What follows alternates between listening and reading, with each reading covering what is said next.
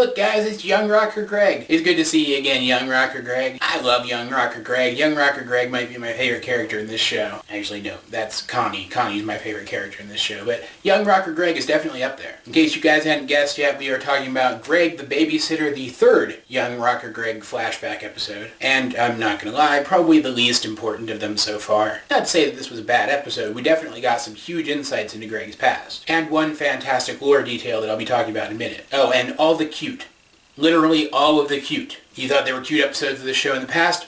Nope, they weren't actually cute. This is cute, those were just pretending to be cute. Of course, this is Greg telling a story to Steven, so of course it does open with a musical number. Steven has come to expect this thing at this point. And whether Greg made up this musical number on the spot, or if this is one that he's had in his repertoire for quite some time, I have no idea, but it's a really good song. As per usual, the songs that Greg writes are really freaking good. And all throughout this song we see a montage of Greg and Rose living together, but Rose being Rose doesn't seem to understand the fact that Greg needs to consume food in order to live. So Greg is basically hoboing it up out front of the temple with absolutely no income and is left pretty much begging on the street for money, or stealing out of trash cans, or bumming off of Vidalia, which let me just say, Vidalia gets cooler every time we see her. First time we saw her, man, nothing really to say.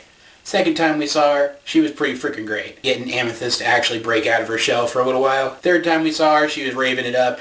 Also pretty mad, but still pretty cool at the same time. But this time, getting to see how much she supported Greg was such a big deal because now we know how it was that Greg was able to stay and live with Rose. If Vidalia had not been such a good friend to Greg and hadn't let him eat from her cupboards and chill out on her couch when the gems were away, he would never have been able to stay and Steven never would have been born. And in a weird roundabout way, it's actually Vidalia who delivers the lesson of this episode. But we'll get to that in a little while. Anyway, as it appears, it has become a routine. Greg is chilling at Vidalia's, but it turns out that she's actually gone and gotten herself a job. See, she has a baby sour cream to support, and I guess she decided that having money would definitely improve her chances of having that happen. Incidentally, this episode actually proves definitively that sour cream was conceived the night that Greg came to town, which means that sour cream might actually be older than I thought he was. Not really relevant, just interesting. Anyway, Vidalia's babysitter cancels on her, so out of desperation, I'm sure, she asks Greg to watch Sour Cream for the day. He agrees, he takes baby Sour Cream to the beach. Rose happens upon Greg and baby Sour Cream on the beach, and she is so enamored with this baby because of course she is. She's Rose. She loves everything. And at first she wonders if Greg is the one who made Sour Cream because apparently she doesn't understand how sexual reproduction works. Yet, clearly she comes to understand that a bit more later on. Since clearly whatever she did to turn herself into half of Steven took a lot of research. But that's not the point. She starts talking about babies.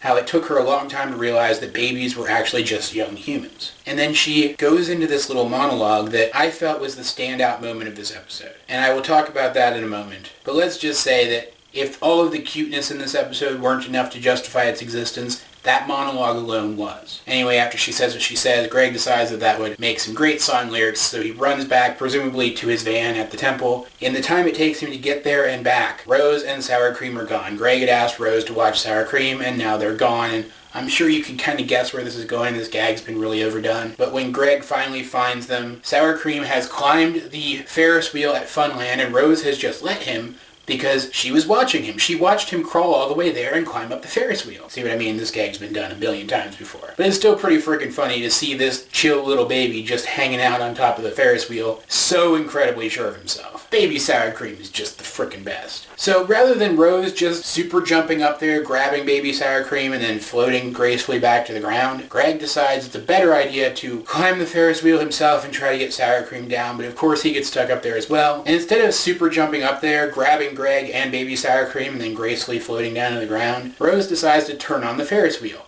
But she can't figure out the controls, so she breaks the controls, and the Ferris wheel starts spinning out of control, so she has to stop it with her bare strength, which sends Greg and Sour Cream flying through the air so that she has to rip one of the seats off the Ferris wheel, jump up, and catch them. Seriously? Rose, you're supposed to be a brilliant tactician. I don't know, I guess breaking things at Funland just runs in the family. Anyway, all of this, coupled with some remarks that Vidalia made earlier in the episode about having to grow up, convinces Greg that he needs to start taking care of himself. At least partially. So he goes and he gets a job at the car wash, and he presumably works his way up the ranks and eventually comes to run the car wash himself. And that's the episode. And I said this was the least important of the Young Rocker Greg flashback episodes so far. And it is. But that definitely does not mean it's a bad episode by any stretch. If anything, this light-hearted, fun episode was the perfect follow-up to the really heavy-handed Alone at Sea that we got on Thursday. There are 3 standouts in this episode for me. Vidalia and how good a friend she was to Greg. Baby Sour Cream and just how cool and chill he was. He even had the same voice as adult Sour Cream, and it still worked because it just made so much sense for such a cool baby to have such a cool voice. It was pretty freaking astounding. The characterization of this baby was so astounding. I also like this idea that Greg may have been something of a surrogate father to Sour Cream until Yellowtail came along. That this dynamic between Greg and Vidalia and Baby Sour Cream might be the reason that Greg and Yellowtail seem to know each other so well. But more than anything, it was Rose's monologue, as I said before. Basically, and I do implore you to go and actually rewatch this clip and really think about what she says, because I am going to summarize it quite a bit. Basically what she says is that gems are made to be unchanging. They're made to fulfill one specific purpose for the entirety of their existence. But humans, they change by design. They can be whatever they want to be because it's part of their design to be able to choose what they become as they grow.